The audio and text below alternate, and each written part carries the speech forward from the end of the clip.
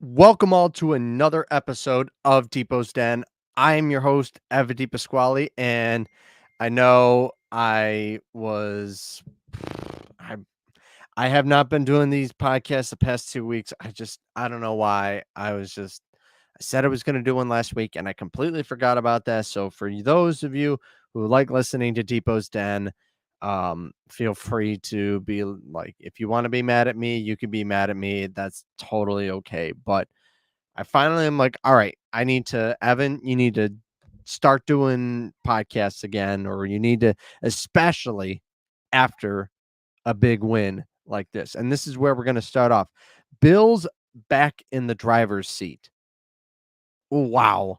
This game had all the headlines, had the Dolphins putting up 70 points, which hadn't been done in since like the 50s or the 60s. I can't remember off the top of my head. The number is 72 and they put up 70 in an NFL game where we haven't seen that since. So definitely it is, since the modern era, this is the most points ever put up on a football game in the modern era. So definitely, you know, they had all the tools to win that game for the Dolphins, and they came out and they were like ready. And in comes the Bills, who just everybody was talking about them like they're good, but there's other better teams. And I felt like that's what Bills fans want, or that's what like the players want. They want you to feel almost like, yeah, we're going to be disrespected almost in a sense, because I feel like that I was like, yeah, I would rather be considered the underdog. I don't want to be looked at as, ooh, we're, the best team in the NFL, because when we were that last year, it didn't turn out too well. So I would say that I'm glad. This game was incredible for the Bills. This was incredible. First quarter, it really looked like it was going to be a dogfight. It was going to be back and forth. Who's going to make the first mistake? And it turned out to be the Miami Dolphins, because basically on almost all of the drives, the Bills were darn near perfect. They put up and showed out. And I think that as a Bills fan, you can tip your cap to Sean McDermott, because he basically took the Miami offense, which he called that week revolutionary, and turned them into, I don't want to say bad. I'm not going to, I think that's the wrong word to use, but I think that made them look less invincible like they were last week, or in week 3, where they put up 70 points over the Broncos. That was going to be the tail sign, and let me tell you, they put up a great show on Sunday. And I think that even if you're a Dolphins fan, I don't think you can really be too upset about the way your team played. I think that you just got outplayed by a better team. And I think the Dolphins are still good. I think they're still one of the top 10-5 teams in the NFL. And it was definitely a tough game for the Bills. And I thought it was going to be a long day after the first 4 possessions, for both the first 2 possessions for the Bills and the first 2 possessions for the Dolphins all ended in touchdowns. I was like, "Oh boy, we're in for a shootout." And I felt like, all right, who's going to be the first one to make the mistake, and who's going to be the first one that cannot finish a drive with points? And that happened to be the Dolphins. And I think that the Dolphins, in that first drive, they were just methodical going down the field. And then once, that third drive happened, I was just like, okay, I think that this is good momentum. And lo and behold, the Bills came back and they scored a touchdown. Literally on the first 4 possessions, 10-minute drive, Gabe Davis touchdown. What a great job by the offense. I think that even though the defense only gave up 20 points, I think what the offense kept putting up points too. Now the Bills sometimes a good offense is a great defense or whatever like that. But sometimes what's even better is a great defense is a good offense or something like that. Because you're dealing with just a type of you're dealing with a team that was playing out of its mind a week ago, and you hold them to less than half of it. They scored 70 points and you hold them to 20. And like, again, tip your hat off to the defense. That's really the big key to the game. Josh Allen put the NFL back on notice, like, hey, I'm still here. And I think that that's what a lot of people forgot about, is that he is still this incredible quarterback that can like rip your heart out when it comes to just playing a great offensive performance. His final stats for Josh Allen, he went 21 of 25 for 320 yards, 4 touchdowns, and 4 carries for 17 yards and a touchdown. He had more total touchdowns than he did incompletions. That's basically like another perfect game for him. Like, how often are we going to see these perfect performances out of Josh Allen? Probably not as much, but let me tell you, it was incredible to watch, just seeing the offense just work seamlessly. And Stephon Diggs led the way in receiving. He had 6 catches, 120 yards, and 3 touchdowns, both of which I had on my fantasy teams. Josh Allen got me like 46 points. Stephon Diggs got me like 36. So thank you guys for putting up a great performance. And the Bills defense also is on my fantasy team, and they also kicked some ass on my fantasy team. I went in my 3 leagues. I lost one of them. So I went 2-1 in week 4. And the reason why I lost was because the opponent I was facing had Christian McCaffrey, who put up 44 points. I think he had like 4 touchdowns or something like that. So I'm not going to get too upset about that when, it's a little unfortunate, but hey, I'm not paying any money for that league. This is just sort of like a fun league that I'm in. So I'm not going to be too upset about that. But I think the big kudos is the Bills getting pressure on Tua Tagovailoa. He got 4 sacks on Tua, who up to that week, I believe, only got sacked twice because he's really good about getting the ball out quick, not getting pressured. And today the Bills showed that they were going to make sure that they put pressure on him, and even the secondary, not allowing the wide receivers they were hit at the line of scrimmage and taken off their routes, which routes take sometimes a long time to develop. And the Bills defense did a really good job with holding down Tyreek Hill. He only had, I think, around 53 yards receiving. So, and didn't get in the end zone. Jalen Waddle didn't get in the end zone.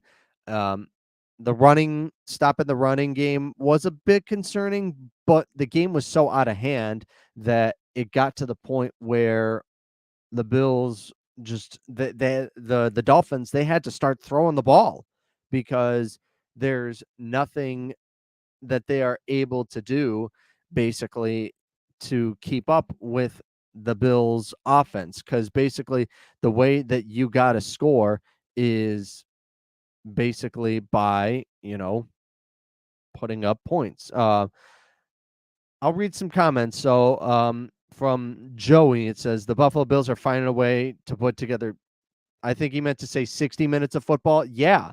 Ever since that Jet game, I think that really kind of humbled them a little bit.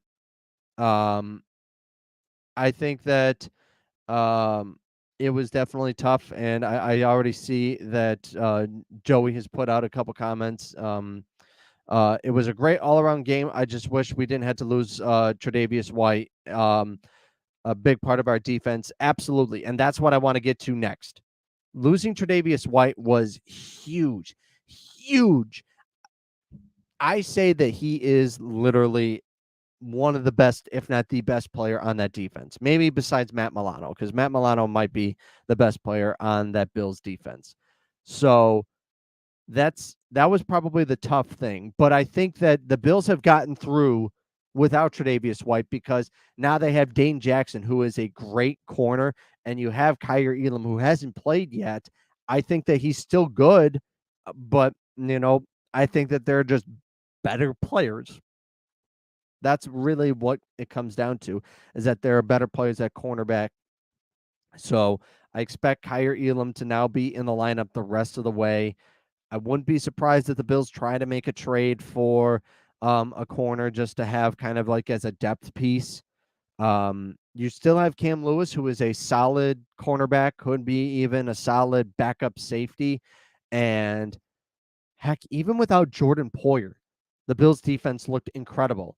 And Taylor Rapp, I think you need to try and hold on to him as best as you can, like long term, because I think Taylor Rapp is a really important part of the defense. He might not play as much, but Taylor Rapp looked really good. Now, that was a thing that was a little bit concerning, was obviously the injuries. Micah Hyde, he went out, but he did finish the game. Taron Johnson, he went out, he finished the game. And Christian Benford, he went out for a little bit, but he also finished the game. Sean McDermott considered him day-to-day, Christian Benford.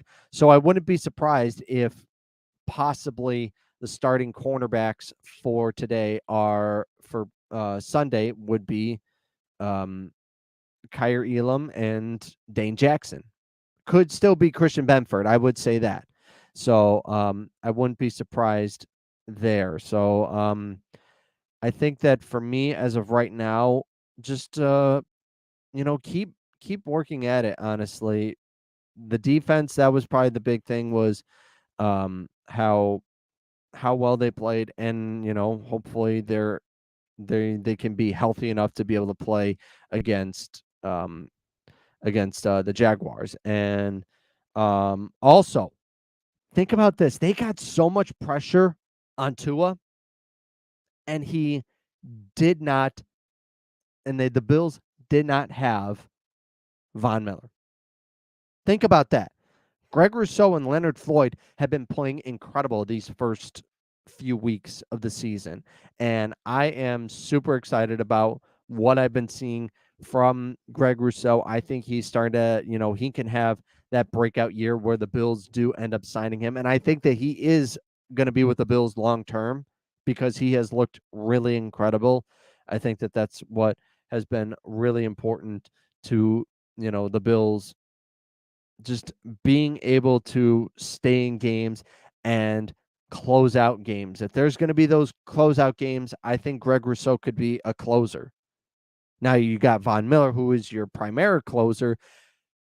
I'm also curious on how the Bills are going to manage Von Miller now that he's starting practice this week. That was confirmed by Sean McDermott that he will be practicing this week. I'm wondering if he's going to play on Sunday. I think that his snap count won't be as high because I think that they still want to ramp him up, and by putting him in the game, they still need to like ramp him up, but not to the point where he's like, all right, you're 100%, let's go. I think that he's going to be more so 100% during the Sunday night game against the Giants. And oh my God, let me tell you, if you thought that putting up 9 sacks on Sam Howell was impressive, the Bills might put up 10 against Daniel Jones. We'll get into that next week, though. But man, do they not? Does that team does not look good? I will say, getting back to the Bills Dolphins matchup, I noticed that according to ESPN, the Bills' chances of winning the division before the game were at 17%. Now their chances of winning the AFC East now are at 40%. And the Dolphins before the game were at 45%. That now dropped to 20%. So I think even though this game it's week 4, I get it. Don't want to get too hyped about it. I get it. But this was a game you're not going to see the Dolphins until week 18. So if you got them now, you have that tiebreaker. So if week 18 comes back, that game might not matter. You might already have like the 1 seed locked up. So you might as well just sit Josh Allen, Stephon Diggs, have Kyle Allen start at quarterback. If you lose the game, oh, so what? But if it does matter, then that's a different story. But as of right now, you are in a position to where, again, you are in the driver's seat. You are the team to beat in the AFC East. And that's what, Mike McDaniel was talking about. The Bills are now the team to beat in the AFC East because of this win. And I think that that's what makes this so important. I love that Josh Allen feels like that there's still room to improve. You had a great game, almost like a perfect passer rating, only had 4 incompletions, but you still feel like that there is still room to improve. And that's what I like because this is only week 4. You want to be at your best come December, January. But because I'm hearing all these people saying, like, oh, they're champions in September again. Okay. Just because they're good in September doesn't mean they can't be good in December, and I think they will be. Um, so yeah, that's how I feel. All right. We are going to England, my friends. We are going across the pond to play the Jacksonville Jaguars. And if anybody is going, if any of my friends on Facebook or whoever listens to this, if you're going to that game, please tell me how Tottenham Hotspur Stadium is, because I have heard that that's supposed to be the closest resemblance to what the new Bill Stadium is going to look like. So, like what the atmosphere looks like, how it's, where's your seat? Is it nice? Are you like covered from like elements? I want to know. If you want to tweet at me at Evan Depot 2. Tell me what your experience is, and I'll mention it in the next podcast. And I think that it's going to be a fun game. Finally, I'm glad that the Dolphins game wasn't at like it was at 1 o'clock and not like 8, because I could not stand having to wait till 8 o'clock at night to watch this game because it was so big that I think I was kind of glad that 1 o'clock, beautiful, got it out of the way. All right. Keys to victory against Jacksonville. Calvin Ridley is going to be a problem. He did have, he was like 3rd in receiving yards for the Jaguars last week in their victory over the Falcons. They are probably still going to be in London for the rest of the week so they can kind of, stay acclimated. What's the point of going to London and then coming back and then going back to England? So I think that what they're going to do is they're going to stay there, get used to like the time zone, and then what eventually is going to happen is they're going to end up leaving for they're going to obviously be back in the United States next week. But Calvin Ridley, he's going to be a problem. So is Christian Kirk. He has been great ever since he has come to Jacksonville. So I think that those two are going to be a problem. Let's see how I think Christian Benford's health is going to be a real big factor when it comes to this game. I think that Kyer Elam should try. I hope that they get Kyer Elam on the field, because I think that being a physical corner, I think that you can hit them off the routes, and I think that he will do a good job. So that's what I would have to say about what I've seen so far from both of their wide receivers. And you also have Travis Etienne. He's going to probably get some yards because the Bills have not been the best at running the ball. So I definitely would keep an eye on that. Do not take the Jaguars lightly, because I feel like last time they took the Jaguars lightly, that was in 2021. That was when Urban Meyer was the head coach, and somehow the Bills offense laid an absolute egg and just played like crap, and they lost. And it was pretty embarrassing, to be honest, as a Bills fan. I remember when I was on WBNY, I remember being furious. Like, how in the bleep do you lose to the Jaguars and Urban Meyer, who is not a good, I'm not going to say he's not a good coach because he showed it in college, but he's not built for the NFL, and it showed. And then when, once it got to, when he gets into college, he looks good. Like he's a somewhat respectable head coach, but he's obviously not coaching anymore. I think keeping the pressure on Trevor Lawrence is going to be a big play. Will Von Miller play? I don't know. Like I mentioned, I think that I might just wait another week for him. The Bills have 21 days to have him to put him on the active roster. He is now off the physically unable to perform list. So basically, what you're doing now is just waiting for the right time. And I don't know if 3 practices is going to be enough for him to start. And you're probably wondering, well, why wasn't he practicing when he's on PUP? He is not allowed to practice with the team when you are on the physically unable to perform list. That's like an NFL rule. So I would have to say that maybe save him for the Giants because they're going to eat up Daniel Jones. That offensive line is terrible, in my personal opinion. I think that that's what's going to happen. So keep the pressure on Trevor Lawrence like you did with Tua, and I think that you will be, again, fine. All right. We're down to my favorite part of the week. We're going to go into the picks of the week for week 5.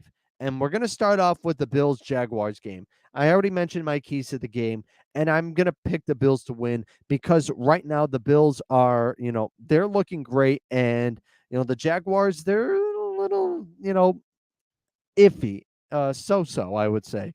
I would say that I think that the Bills are going to go in and basically continue to show why they are just the class of the AFC East right now and why they're, the best, one of the best teams in the NFL. And right now I would probably have them, if you were going to give me power rankings, I'd put them second.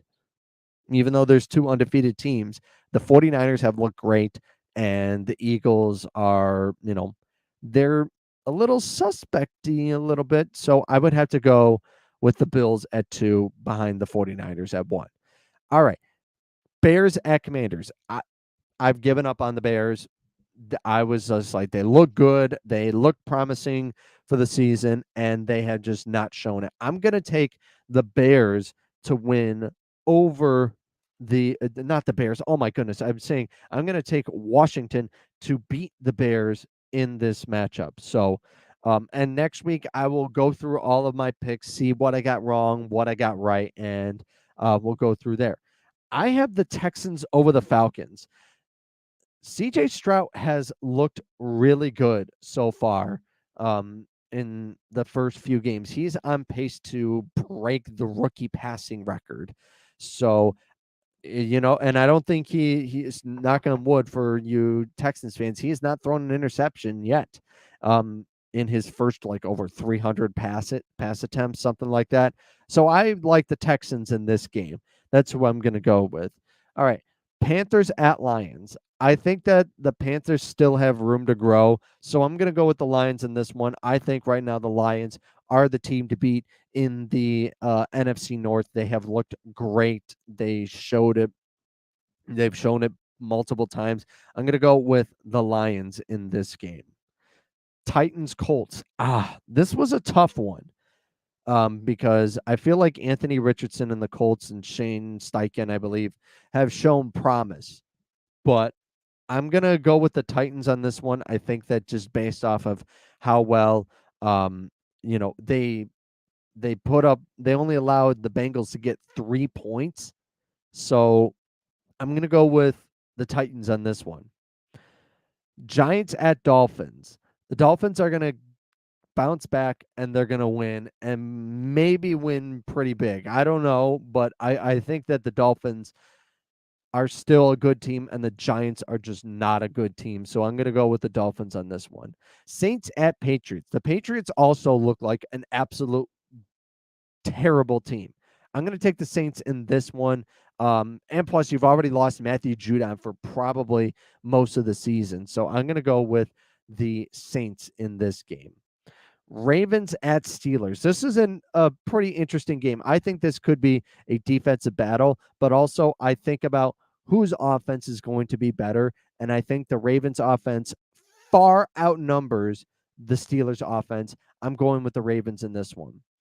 Eagles at Rams. I was going to pick the Rams in this one, but with Matthew Stafford having a hip problem, that kind of scares me a little bit.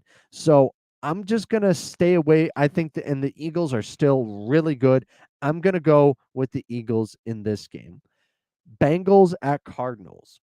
I was not sure, but the the Cardinals are still, I'm not sold on them, even though they've looked pretty good.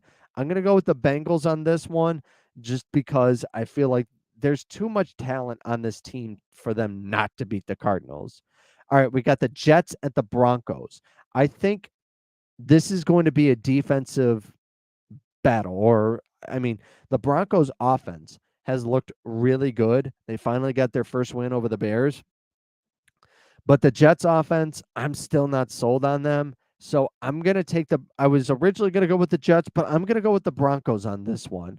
And I think that they'll get back on track, and hopefully, we won't be talking about the Broncos as one of the worst teams in the NFL.